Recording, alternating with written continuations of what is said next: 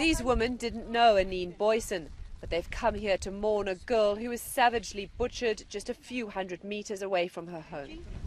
Under the midday sun, they bury a cross in the dusty sand of a construction site, where police say the teenager was raped and mutilated. She later died. Someone's described it that she was slaughtered like an animal. She was so brutally, not even an animal like a dog. It's not even like slaughtered like this. We never seen something like this in Breda. Anine Booysen survived long enough to name one of her attackers before dying. Outside her home in rural Bredasdorp in the Western Cape, her aunt says they knew one of the alleged attackers. She tells me he was a lovely child to have in the house. He was her friend, and it's just incomprehensible. No more violence! No more violence!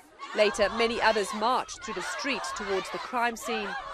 This is just one protest by one small community for one of their own. But across South Africa, there is growing outrage.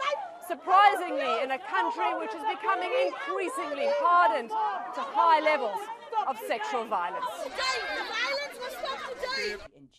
Every 4 minutes, this radio station broadcasts a ping during its programming.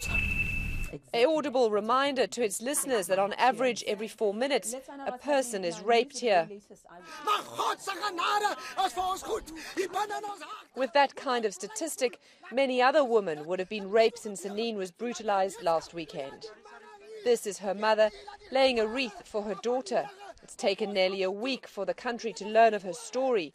A story that has jolted people out of their complacency about rape because of the sheer violence inflicted on Anine Booysen. I don't know what we must do, but we must do something to get rid of this. Otherwise, there is no use in giving birth to a baby boy if men treated women lower than animals.